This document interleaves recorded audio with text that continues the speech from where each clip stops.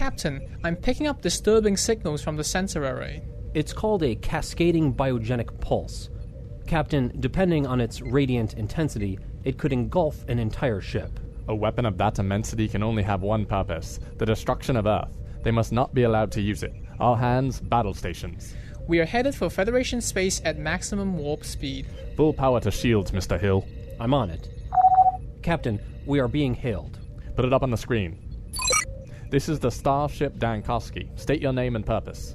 First of all, I'm not on a screen. I'm standing here in the doorway looking at you idiots. Do you have any idea how stupid you look?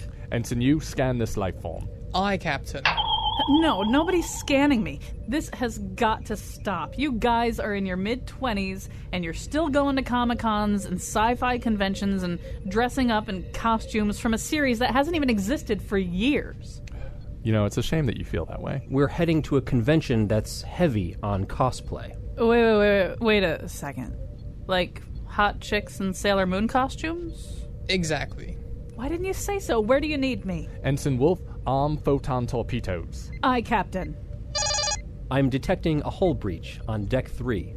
We might not get out of this one alive, but meanwhile, here's a show about how Comic-Cons and sci-fi nerd culture took over the mainstream. And now he wore his Invisible Girl costume for the 4th straight year. Colin McEnroe. Yeah, I wear my Invisible Girl costume, and then people don't notice me. It's one of the sort of paradoxes and ironies of going to Comic-Con. All right, so I'm going to tell you who's here. It's been an exciting day already. So exciting, and I have to do like a little fourth wall thing. So exciting that we failed to flip the computer over into this room. This sounds like part of the Star Trek sketch that you just heard, but it's not. So if somebody could flip the computer over into this studio that we're in right now, that would be great, because I can see whether one of the guests is here. In studio, though, this has been very exciting already. John Cantor and Eric Gunther are here. They are members of Connecticut Ghostbusters. It's a nonprofit charity and costuming group servicing Hartford, New Haven, and Fairfield counties. We're going to tell you all about them, but they will be at the Hartford Comic-Con this weekend. We're also going to have to explain kind of what a Comic-Con is for some of you. So everybody's operating at different levels of expertise on this, but some of our listeners will be not that familiar with even what a Comic-Con is. But anyway, they are here in full Ghostbusters regalia, proton packs, PKE meters, the whole thing. And I've been walking them around the building, including two parts of this building that are, we might call, fantasy impaired. Executive suites where people just don't get into this stuff that much. And I'm sure I'm going to be written up, as usual, by HR. But anyway, Matthew Smith is here with us. He's a professor of communications at Wittenberg University in Springfield, Ohio. Each summer, he teaches a summer field study course where he takes students across the country to explore these Comic-Cons. Well, like one Comic-Con in particular, Comic-Con International in San Diego. His latest book is a collection of the best of his projects from this program, and it's called It Happens at Comic-Con. And we're going to be talking in just a second to Kari Andrews, an award-winning comic book writer and artist. His most recent work includes the bestsellers Iron Fist, The Living Weapon, and Spider-Man Reign, both from Marvel Comics. So there's so much that we want to say. I should say that Kari Andrews is going to be in Hartford this week at Comic-Con with the Ghostbusters guys. But Matthew Smith, I'm going to start with you. Maybe the first thing you need to do is explain. And we should also say, we're going to talk a little bit about Comic-Cons today, but in a larger sense, we are going to talk about the way in which what used to be a kind of exiled culture, a marginalized culture of fans of comic books and sci-fi and a whole bunch of interrelated subgenres, how that group of people came to effectively dominate a lot of mainstream culture. So much so that when I was growing up and I was into comic books, if you were really into comic books, it meant probably that no one would date you. Now, if you go on a date, it actually is to some kind of comic book or fantasy product, especially during the summer. You're going to see one of these movies probably. But so we'll be talking a lot about that and how that happened and what that means. But Matthew Smith, maybe you could begin, for people who've never been to a Comic-Con, and I have, and it's a very difficult thing to describe and characterize, but give us a thumbnail. Thanks, Colin. I think the key to understanding cons is it is a social gathering. It is an opportunity for people who are coming out from those fringes that you spoke of to gather together, to find community with one another. And with any community, you have at the very heart of it communication. And so a lot of what goes on at cons is an opportunity for people to interact with one another, to exchange ideas, to celebrate the culture that they love and appreciate, to engage in symbolic exchanges. Sometimes that's visual, sometimes that's vocal, oftentimes it's economical. They exchange products and keepsakes and content with one another. And so cons start to look a little bit like a swap meet in some ways, but they're more than that because at the heart of it is this coming together of people who wouldn't otherwise be able to interact with someone who shared their interest, who shared their passion. One of the big things that does happen in Comic-Cons is that people do dress up. And I mean, not everybody dresses up, but to a substantial degree, people dress up. And for example, Matthew Smith, I would imagine this year, if we went to a bunch of Comic-Cons, Westeros would be a bigger theme than it's been in the past. When something like Game of Thrones comes along, the books aren't new, but the HBO series is. I'm assuming if I go to Comic-Con Hartford this summer, this weekend, I'm going to see some Lannisters. I would absolutely bet on it. I think that oftentimes you see the cosplay community reflecting what is significant in the culture at any given moment.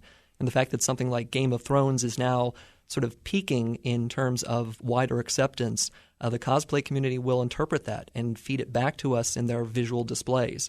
And so they'll make it clear to us that that is significant, that is popular right now. Although the community is also very dedicated to notions of honoring things that they love from the past. And so you will see many folks like the Ghostbusters, or one of my all-time favorite cosplayers was a young woman who had dressed like the comic rendition of Gwen Stacy before she was resurrected in the last two Marvel movies about Spider-Man. She just had a subtle outfit that looked like 60 Go-Go's outfit, and if you knew the comics, you knew it was Gwen Stacy. So I think there's both ends of this being represented, both those who are contemporary and those who are honoring things they love from the past. Oh, I want to. There's a really interesting sort of juncture here. That maybe it's a good moment to explore it. So I'm going to turn to John Cantor and Eric Gunther for just a second, and I just did walk them around this building, both on this floor where we are, and up on the 6th floor where many of the management and executive people here are, and so. John Cantor, one of the things that happened on our trip is that some people stared at you in complete perplexity. And then, by the time we were through walking around the 6th floor, we had a little comet tail of 3 or 4 people who just, had to follow you guys, knew absolutely everything, knew the right things to say, knew it was a PKE meter, knew all that kind of stuff, knew we have mass hysteria right now, dogs and cats living together. And I think that sort of points to something, which is that whenever you do something like this, there are people who get it and are very much dyed in the wool about it, people who have kind of a passing, vague acquaintance with it, and people who have no clue. But I'm assuming if you go to a Comic-Con, can you give me kind of a sense of, if you guys walk in, what gets said to you? It's mostly just a array of mismatched movie quotes from across, because no one, unless you really know the movie, I mean, no one's going to fully get all the quotes all the time, like most of us Ghostbuster nerds do. Mm-hmm. And usually throughout, I've had people come up to me at Comic-Cons. I've had a policeman on duty come up to me at Comic-Con and offer me money for my pack on the spot, saying how, telling me the story of how he was, he saw the movie when he was 5 with his grandmother in the movie theaters, and he had all the toys and the Mattel product line, and how he was just so excited to see someone in a full Ghostbusters costume that didn't come out of a Halloween store. Yeah, we should say you guys made a lot of your gear here, and that's an interesting thing, too, Eric, which I think you were the one telling me out in the parking lot, that some of this gear is kind of based on, I mean, the photon pack or the proton pack or whatever it is, it's based on something, right? Yeah, they're actually based off of parts of nuclear accelerators. Dan Aykroyd was actually researched some of it before he made the movie, and then when they came to develop some of the packs, they incorporated some of that engineering into when they made the packs. And it's just like, how much time and money did you spend making these packs? I mean, they look elaborate. I mean, they light up and they do stuff. One of these packs probably costs around $2,000 to be as movie accurate as you can get it, with all welded aluminum parts and a fiberglass shell, full lights and sound. And it takes about 3 to 4 months to kind of build it if you have everything in hand. And a thing happened as we were walking into the building that I think is kind of interesting, and I think it actually points to something too, which was we got up to the front desk. Betsy doesn't know the story yet, and Alan doesn't know the story yet. We got up to the front desk, and the young woman at the front desk looked at them, and she said, "Well, are they real Ghostbusters?" And I looked at her, and I said, "Well, of course they're real Ghostbusters." And she said, "Well, I mean, their equipment looks like, like it's real they're real Ghostbusters. And I don't know. I mean, John, are you able to unpack that question, or is it just that there is a sense that there's something real? Oh, I can definitely pack that question. With cosplaying and costuming in general, there's a big involvement of the suspension of disbelief, where if depending on how accurate your costume is, for us, for example, we do the Boston St. Patrick's Day Parade event every year since we've started, which is 3 years running it now, and every year we always call it it's our group primer, it's our first event for the year, and it's always been such a strong start for us because during that event is probably the biggest time we'll get all the just where the lines blur a little bit and the curtain sort of fades, and you have to be able to ground yourself and remember that this is just a costume. I'm just wearing 30 pounds of fiberglass and steel, and that I'm going to be going to the hotel room in 35 minutes and my feet are going to be dead. And for, go ahead. Continue. Yeah. And for most of the crowd, this year especially, we had people coming up to us during the parade and saying, thank you so much for showing up to the parade today. We really appreciate your service to the greater Boston community and state at large. Thank you for doing what you're doing and serving us, the people of Boston. And it still blows my mind to this day how someone could look at us, see 40 or 50 Ghostbusters in a car and think, oh my God, these guys are real. But I think, actually, there's a movie that completely, I think, encapsulates this. And I'm almost surprised at how many people haven't seen it because I really think it's brilliant. It's a movie called Galaxy Quest. And I'm going to just quickly set the stage for you. Tim Allen and Sigourney Weaver and some other people play this group of actors who were on a show very much like Star Trek. And now the show's off the air, and they're going to a lot of conventions, which they don't really particularly enjoy doing. Some of them enjoy it less than others. But and Alan Rickman is this kind of washed-out Shakespearean actor who's played a role on this show, and they're all kind of tired of it. And what they don't know is that there is a civilization many galaxies away that has been watching this series and thinks it's all real, and ultimately recruits them to help with an interplanetary emergency that they're having. But anyway, at one point, Tim Allen has to contact one of these, and I will use a somewhat pejorative word here, fanboys who've been coming to these conventions because they actually know the answers to some of these questions. Justin Long plays this fanboy, and so I think what we're going to hear here is Tim Allen contacting this fanboy because he actually needs detailed answers to a certain question. Hello? Anybody there? Hello? Hello? Got him. Listen to me. This is Jason Nesmith. I play Commander Peter Quincy Taggart of NSEA Protector. We accidentally traded Voxes the other day when we bumped into each other. Oh, Commander, I see. Okay. What's your name, son? Brandon? Brandon, I remember you from the convention, right? You asked all those little technical questions about the ship, and I was a little short with you. Yes, I know, Commander, and I actually just wanted to tell you that I thought a lot about what you said. It's okay, now listen. But I want you to know that I'm not a complete brain case, okay? I understand completely that it's just a TV show. Oh, hold. I know there's no Wait a minute. sphere, Stop for a second. no Stop. conveyor, no ship. It's all real. Oh my God, I knew it. I knew it! He knew it. So, Matthew Smith, this has got to be something that you've encountered a little bit, too, as you and your students explore the worlds of Comic-Cons, that there is, to use the phrase that I think John used, a little blurring of the lines at times. There's something kind of inviting about the idea that it could be made in this protected space of a Comic-Con, anyway, a little bit more real.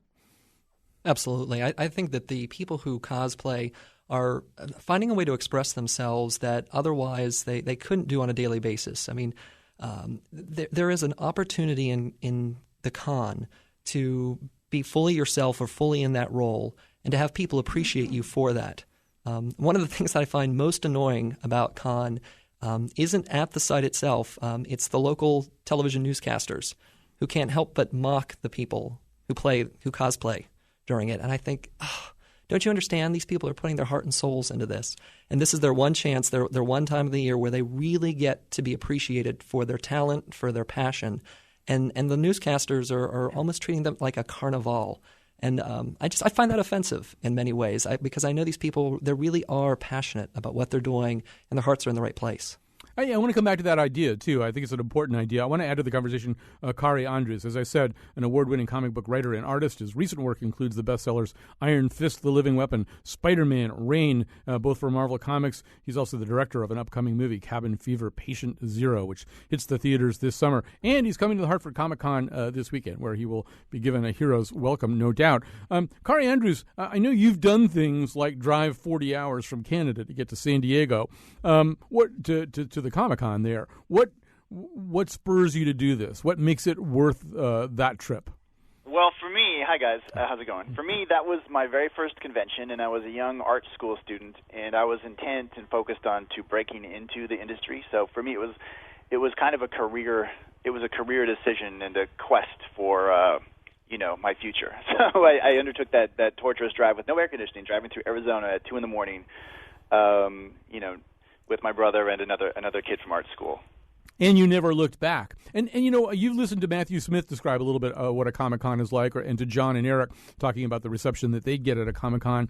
One thing we really haven't said is a Comic-Con also is the entertainment industry's trade show to a certain degree. This is an opportunity for them, particularly the big one like San Diego, to roll out what is going to be a dominant tidal wave in mainstream culture, right? It has become that way, yes. From the first show I went to, which was a long time ago, maybe 15 years or something like that, maybe longer, I'm not quite sure, the movies had just started to show up and blip up, and then every year was more and more. And so these days you'll have mainstream sitcoms show up at San Diego that have nothing to do with anything, but that are just there to make a presence and there to try to find an audience and try to increase their viewership. And it really is has become a celebration of pop culture as a whole. Not just fantasy, not just comic books, not just sci-fi, but just pop culture itself. It's this movement and a marketing tool that, yes, studios and video games, toy makers use to kind of reach their consumers. We're going to come up on a break here. I do want to invite people to call in. We're live here in the afternoon. First of all, you may tweet us at WNPR Colin. Greg Hill's waiting to tweet back at you. You may also call the show, particularly if you've watched this transition, the transition of this kind of culture coming to a certain degree out of the shadows and the margins into the mainstream, or if you're somebody who goes to Comic-Con and reaps a certain reward from it. 860-275-7266 is the number to call. 860-275-7266. We'll be back with more of Kari and Matthew and the Ghostbusters after this. Anime, I want to play with Felicia Day. Now let's cosplay Princess Peach. The One Ring. Comic-Con is everything. Fanboys hanging out. All that cake hanging out. Katie, my lady. Yeah. How about an autograph, maybe? Wish we could get it on, because you represent Comic-Con. Comic-Con girls, we're incredible. Okay, I want to focus a little bit on something that Matthew Smith said a few seconds ago about people being mean and newscasters being mean. We're talking about Comic-Cons. We're also talking about sort of the culture that flows together, this confluence that you get at Comic-Cons. That is comic book culture, sci-fi culture, cosplay culture, if you know what that means, video game culture. A whole bunch of things kind of come together. And as Kari Andrews was saying, now it's just things that don't even remotely fit into any of those subgenres, just plunk themselves down at the big Comic-Cons just to get all those eyeballs. So with us are John Cantor and Eric Gunther. They are the members of the Connecticut Ghostbusters. We'll tell you more about them, but they're a nonprofit charity and costuming group. They're here in full Ghostbusters regalia. Matthew Smith is a professor of communication at Wittenberg University in Springfield, Ohio. Each summer he teaches a field study course where he takes students to the massive Comic-Con International in San Diego. Kari Andrews is an award-winning comic book writer and artist, and he's going to be at the Comic-Con in Hartford this weekend, as are John and Eric. We both taking your phone calls at 860-275-7266. So I should have pinpointed the year for this, but quite a few years ago. First of all, we should say before there were Comic-Cons, there were sci-fi conventions, there were Star Trek conventions, there were conventions for comic book collectors. They were nothing like what Comic-Con is like right now, and they were balkanized. They were segmented. There wasn't a whole lot of overlap. But the Star Trek convention got a certain kind of reputation, and William Shatner, appearing on Saturday Night Live, this is like a couple of decades ago now, I think, or maybe 15 years ago, did his own little satire. And I think it kind of goes to the point that Matthew Smith was making about being mean. So here's William Shatner on Saturday Night Live. You know, before I answer any more questions, there's something I wanted to say. Having received all your letters over the years, and I've spoken to many of you, and some of you have traveled, hundreds of miles to be here, I'd just like to say, get a life, will you, people?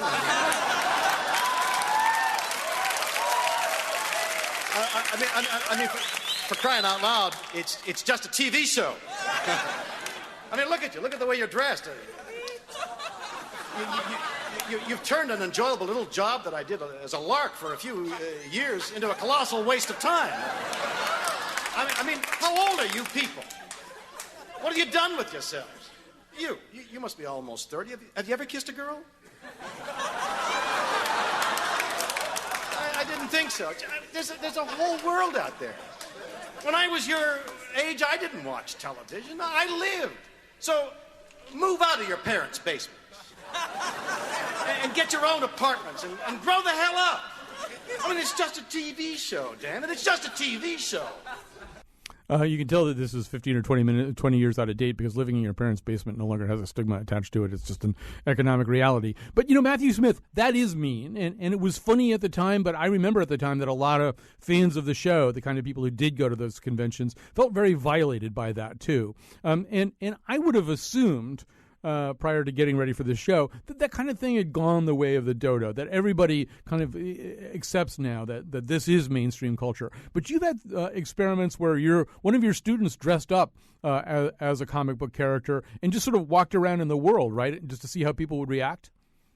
Yeah, one of my really talented students, his name was Kane Anderson, and he did an experiment where he dressed in an outfit of Mr. Incredible from the Incredibles series from Disney.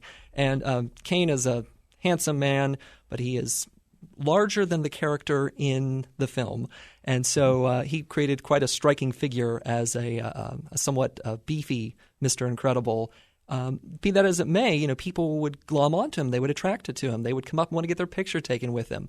But what Kane didn't realize at the time is that there were people taking his picture, posting it online, and mocking his appearance, mocking his failed attempt at trying to recreate the character, and really being very harsh about his genuine attempt to try and experiment with cosplay. And, I think that kind of attack just is unwarranted, but it is not uncommon. I think a lot of people look at the cosplay community as a fringe and are not yet ready to bring them in, despite the fact that they do wonderful work, charitable work. They provide wonderful structure for people who are involved in the cosplay.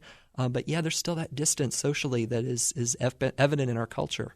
And Kari Andrews, does that divide extend to the cultural products themselves? I mean, this summer, everybody's going to see Godzilla and the Spider-Man movie and the latest Captain America movie and the latest X-Men movie. And it's, a much, much huger demographic than the kinds of people who go to Comic-Con. But I guess I'm asking is that mass audience just sort of dating comic book culture on the side, but not really necessarily willing to marry comic book culture or maybe even go out in public with comic book culture? Well, it's interesting. I mean, let's be honest. I am a nerd. I grew up a nerd, but I'm a good-looking guy, and whatever. Nerds have a lot of self-hate and self-loathing, and when you go to a show, the cool thing about it is that everyone is just allowed to be themselves, and that a lot of that stuff disappears into the vapors and goes away, and it's a communal experience of basically fun and excitement, and everyone's just happy to look around. But it's fun to look at cosplayers, and cosplayers enjoy the attention. They're basically hijacking the cultural love for a character and wearing that love for a day. They can be Spider-Man for a day and get the kind of attention that a real Spider-Man might get for the day. And, I don't know, maybe, sometimes it comes with, maybe a news anchor making fun of them, but it's not, I don't even know if the spirit of that is necessarily so mean these days. It's always fun to watch people dress up, and if they look a little weird doing it, it's just fun. Even other cosplayers enjoy it.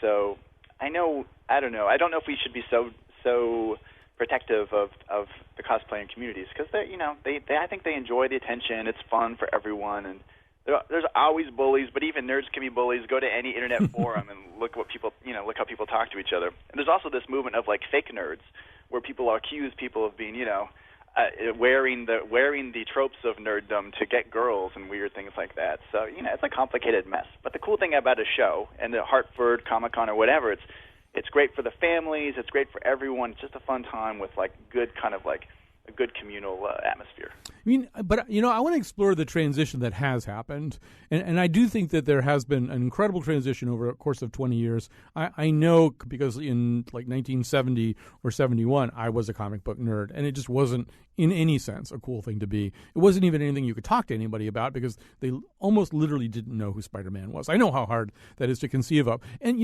Eric Gunther, I think the Ghostbusters movie, if I had a list 7 or 8 things that were kind of game changers, I would put the Ghostbusters movie in there because it represented kind of a redefinition of a certain kind of nerd culture. Do you know what I'm talking about? Yeah.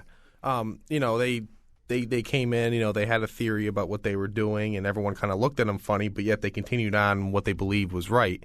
And, it's not like you can just go down to the store and go buy a proton pack. So they had to develop their own technology and build their own devices, and throughout the movie you see them kind of experimenting with it. And then even when they went to their first job, they had no idea if it was going to work or not, but they just winged it anyway. And I mean, John Cater also, the movie is kind of one gigantic up yours at the rest of authority, right? Everybody else has got it wrong. The guy from the EPA, who's actually a TV news reporter in all the Die Hard movies, which may be germane to Matthew Smith's earlier point. But the guy from the EPA is wrong. The mayor's wrong. The Roman Catholic cardinal's wrong. And these guys who are nerds, but led by one cool, insouciant nerd, are right. And there is, I mean, probably as you go around, even in the outfit that you're wearing now, you get that reaction too, right? You guys in that context, in that rejection of authority context, are kind of heroes. Or no, you're not kind of heroes. You are heroes.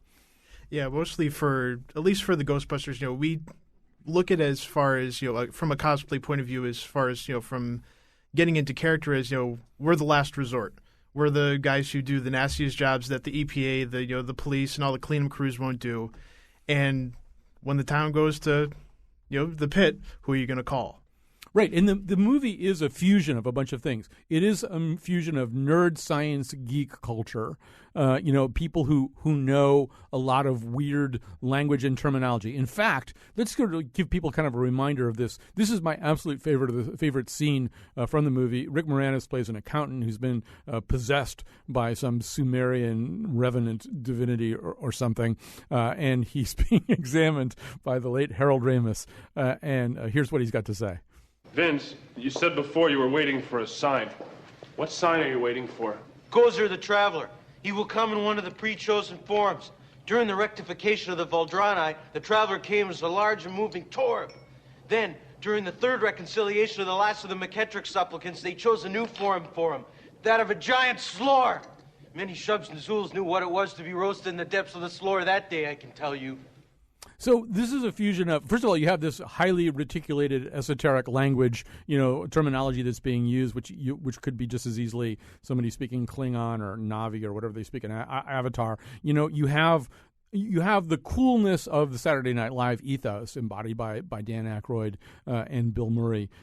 You have a kind of awareness also of the humorousness of all that. And Matthew Smith, I'm going to address this one to you, although I'd love to hear Kari Andrews on it as well. It seems to me that one of the things that might have been a turning point for this entire culture is what you in academia would call metacognition, or at least a kind of meta-theatrical awareness suddenly of comic book culture, of itself and of the fact that it's incredibly inviting, but also a little bit funny. I mean, I think if we think very hard, we can come up with moments where comic book culture became kind of aware of itself in a way that made it hipper and more inviting.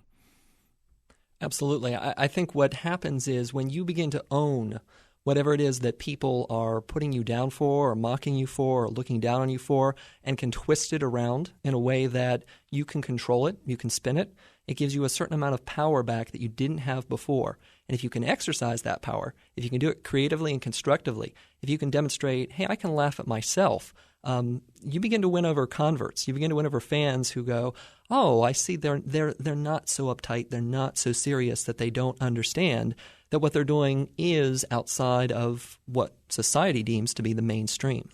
And Kari Andrews, I think another thing that happened, and just to sort of pursue that point a little bit, early on in the rise of Marvel Comics, somewhere in the first 10 issues of The Amazing Spider-Man, there was a moment at which he literally swung through the window of a psychiatrist's office, spun his web around the psychiatrist, and insisted on having a session with the psychiatrist about why he would be doing such a thing.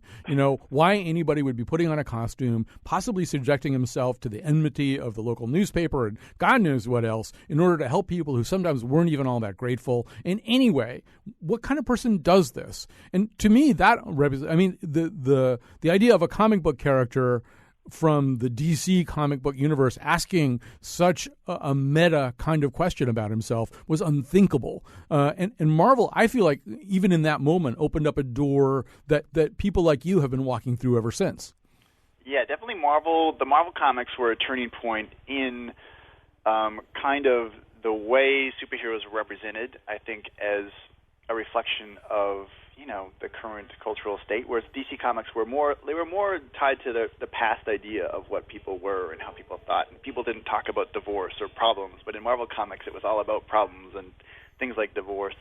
I mean, I think for me, as a creator of comics, the one idea that I constantly reinvestigate is the idea of a lot of superheroes wear masks and hide their identity. But in doing so, they're actually revealing their true identity, their inner identity, their soul, to people. So you can hide this person that you present to yourself publicly and expose yourself as you are this hero and you are someone who strives for goodness and tries to help people, regardless of people may see you as a weak, photographer working for a news agency and beat you up in high school, but really you're a hero inside. And that's what I love about comic books is I find mostly it's kind of an inspirational and aesthetic where it's about striving towards something greater than what people perceive you to be.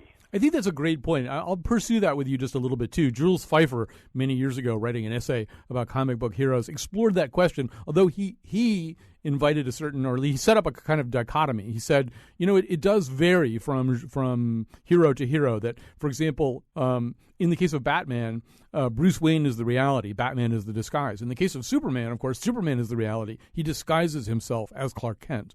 And you pass through a lot of iterations since then. But I mean, I think a great example, particularly because they're in the movie theaters right now, are the X-Men, who have always been mutants, but only when they are allowed to be X-Men, only when they are allowed, talk about this great fantasy, this school that you're going to go to where you can finally be yourself, as opposed to what most schools do, which is to beat yourself out of you as much as possible. Here's a school where you can finally be yourself, and it turns out that's what you are, right? Yeah, I mean, I went to school for quote-unquote gifted kids, and it felt very much like the X-Men. We were all kind of a little nerdier, and there wasn't quite so many jocks, and there wasn't quite so many cool kids. But we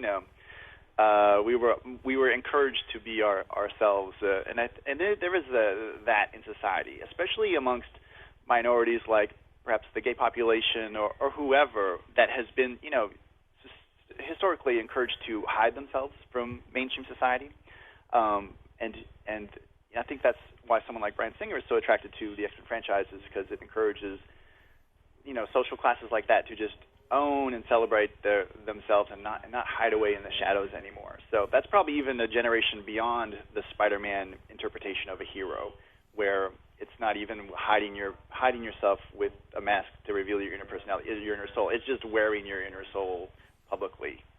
I'm wondering, Matthew Smith, if there's there are other watershed moments, but to me, another watershed moment, and this is more within the realm of artistic legitimacy and changing the perimeter of what is the mainstream. I think it came in 2009. In fact, if we could get the Kevin Kline Oscar speech ready. So in 2009, The Dark Knight I think everybody kind of understood that this was a kind of significant movie in a lot of ways, and it it had a mind-blowing performance. Even if Heath Ledger hadn't died that year, everybody would have understood that this was a performance as the Joker that leapt off the screen. So here's Kevin Kline giving Heath Ledger posthumously that Oscar.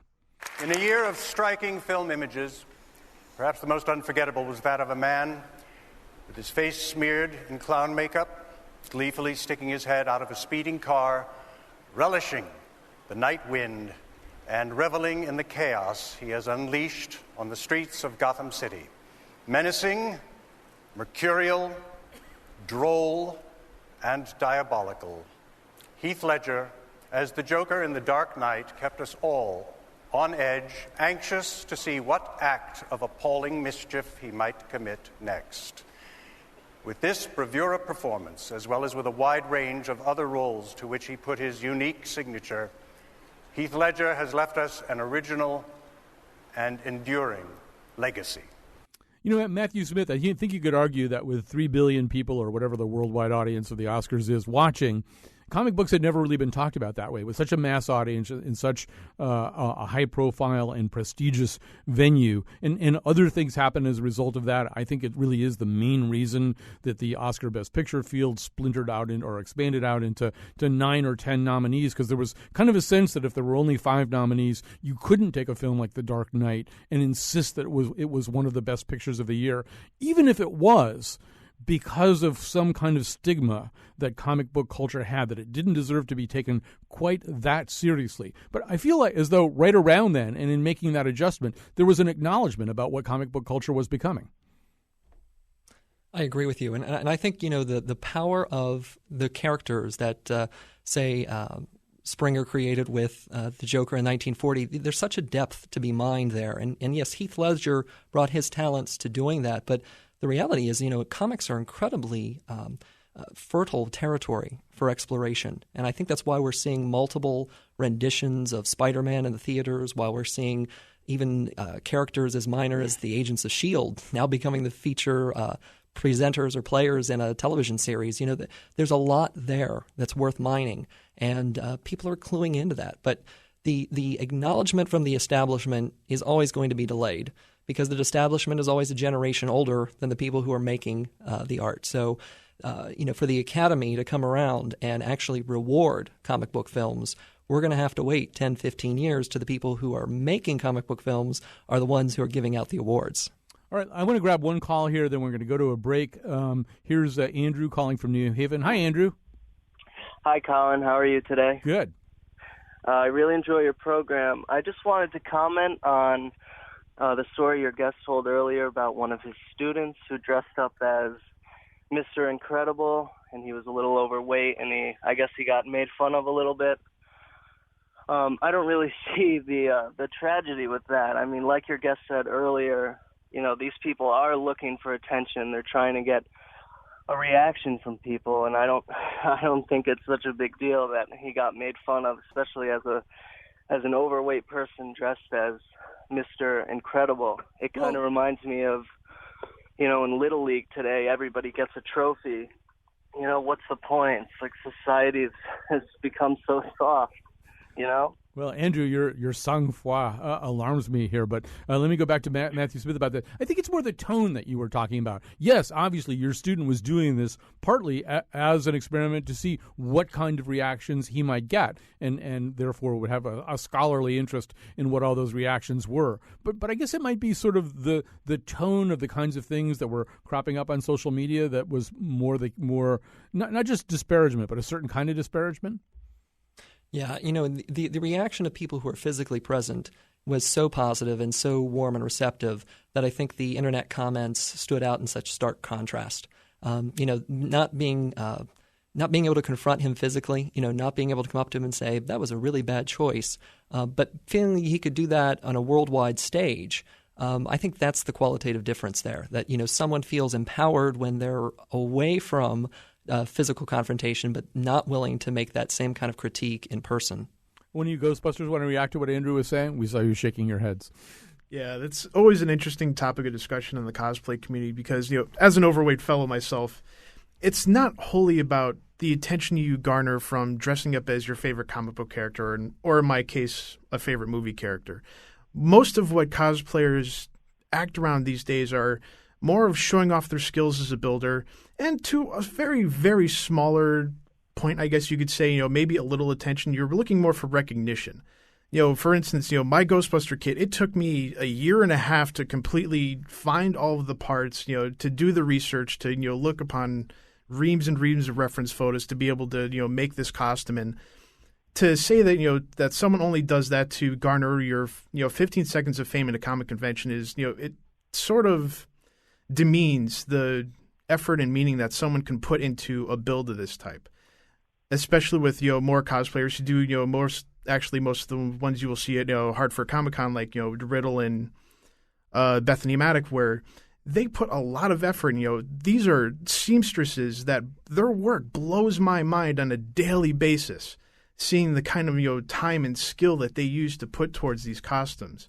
And that goes for, a lot of the cosplay community as well. I mean, some of the skill out there is, you wonder why these people don't work on the movies themselves. Both me and Eric, we've both met Dan Aykroyd and Ernie Hudson, and each time, we've met, these were the guys in the suits. Mm-hmm. And they look at us and say, man, these look better than the ones we had when we made the movie. And, to get that kind of reaction from the guy who wore it, that's really what you go for.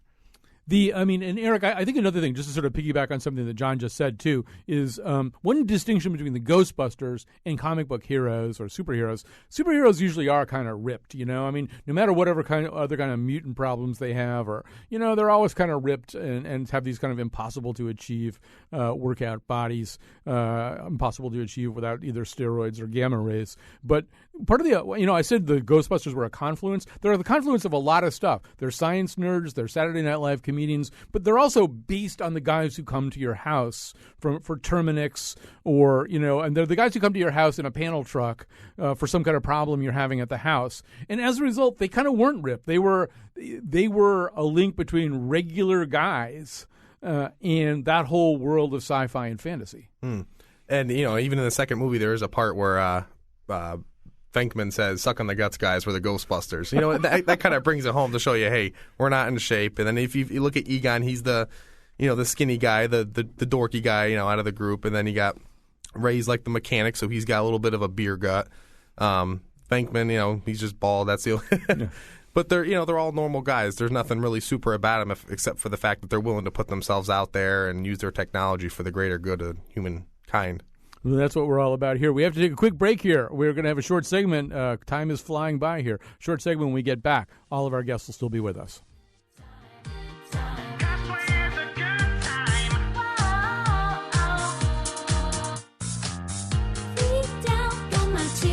To Comic-Con, no doubt I'll be there with my costume on.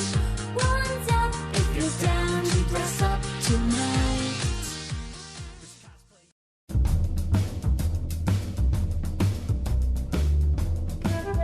Ooh, the X-Men aren't real? You mean I slept with a mutant for no reason? Betsy Kaplan and I produced today's show, but that mostly involved getting out of the way of WNPR Croc Fellow and auxiliary X-Man Alan Yu, who conceived and executed it. Alan, Patrick Scahill, and Greg Hill appeared in the intro, and Greg tweets for us at WNPR Colin. Katie Tolarski is our executive producer. The part of Bill Curry was played by Adam West. For articles, show pages, and photos of the Faith Middleton Show staff and their Legend of Zelda costumes, visit our website, WNPR.org. On tomorrow's show, authors Lou Ann Rice and David Handler. And now, back to Colin. And not insignificantly, by the way, tomorrow, one of the reasons our authors tomorrow are going to be in a New York studio is because Comic-Con is so incredibly successful that now people are trying to do it with other things, especially books. So right now at the Javits Center, there is a book expo that is much closer in style and spirit to Comic-Con than anything ever has been in the past. And with that in mind, our time is fleeting here. But Kari Andrews, I wanted to ask you a couple of more questions about well, first of all, about the field you're in as an award-winning comic book writer and artist. This was years ago a field that, once again, even for the creators, they were a little bit marginalized. If you go back far enough, it's like studying the early R&B groups, in the 1950s, who were basically sort of ripped off by music publishers and didn't get any royalties and got screwed in every possible way. The early comic book creators were kind of like that, right? Yeah, not just the early comic book creators, recent comic book creators. The comic book industry has always been kind of a ragtag, low-rent industry. There hasn't really, even now, there's not a lot of money in the comic books themselves. It's all from movies and television. So it's always attracted kind of this kind of like, very small business mentality of people just kind of like muddling their way through and not having proper contracts and et cetera. And so you end up with someone like Jack Kirby who, co-created the Fantastic Four and everyone else who doesn't see any profits from that, and his family is still embroiled in a legal dispute with Marvel over that. Or even like Dave Cockrum, who helped create the new version of the X-Men, which is just making tons of money in theaters. He kind of died pretty poor and in ill health. And Steve Ditko, who co-created Spider-Man, there's just there's like a path of dead bodies from the time these characters were created until the time now when they're celebrated and monetized by large corporations. Well, are things better for you right now in your generation? I mean, in terms of just sort of preserving whatever status and royalties and things like that that come out of your work? Things are a little better. I mean, at least there's an awareness now. You know what you're getting into when you work for a company and you don't own these characters. You know you're part of a thing, and you're donating your abilities to a thing. And there's also opportunities to create your own works and protect them in a way that wasn't very, people didn't know how to do that or even think of it back in the day, because no one expected comic books to become the most important genre of mainstream entertainment. It's an interesting thing. Yeah, and yet they have. And Matthew Smith, one thing that we haven't really said is these Comic-Cons in many cities are a huge spike for the convention business of that city in that year, right? These have become really big business and very lucrative for certain people. Absolutely. Comic-Con International in San Diego is actually the largest convention that they host at the convention center, and it represents tens of millions of dollars in profit for the surrounding community as people come in and celebrate and rent hotel rooms and buy meals at restaurants and pump up the local economy in significant ways. We have Comic-Con coming in this weekend, and 3 of our 4 guests are going to be there. John Cantor and Eric Gunther, the Connecticut Ghostbusters, will be there. Kari Andrews will be there as well. And so I just want to, before we run out of time, just in case, I mean, first of all, I should say it's really fun to walk around with John and Eric because everybody does love the Ghostbusters.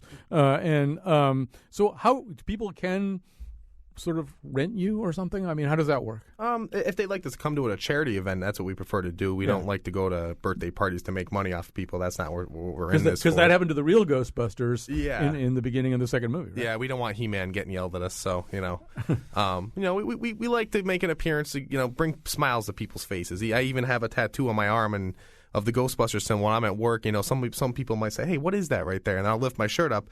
Everyone always gets a big smile on their face. So we do it more for that, to go out and see people, make people happy, and to help, even to bring more people to these charity events. Say, hey, I want to see these guys' gear looks pretty cool. I want to go see it. So that's what we like to do. So if I Google Connecticut Ghostbusters, I'll find you pretty fast? Oh, yeah. That's probably the easiest way to do it. Kari Andrews, I'm going to give you the last word, and we only have we have less than a minute left. But do you ever worry that the comic book side of Comic-Con and all this attending culture is going to get diminished and squeezed out, that people will forget that at the beginning of all this stuff, there's a comic book somewhere?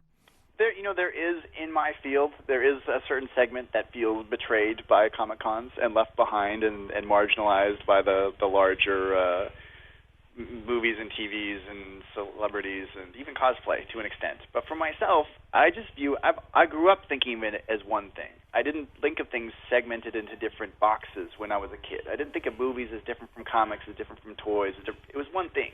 And for myself, it's just one thing again, and it's nice to have, to bring in all those people, and all those people are going to interact not just with the celebrities or the cosplay kids, but the comic books and the video games. It celebrates this totality of stuff that I grew up loving and still love, and I think it's a healthy thing, and I think it's good. One thing though, go to this show, bring some hand sanitizer because you might get sick. Bring a camera, take pictures with the cosplay guys. It's really fun.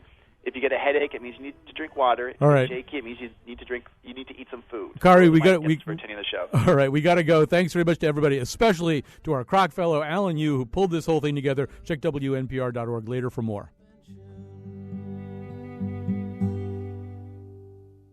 I'm Kyone Wolf. Hey, Alan, I'm reading this Enterprise manual on anti-gravity, and I can't put it down. You know, I don't appreciate that.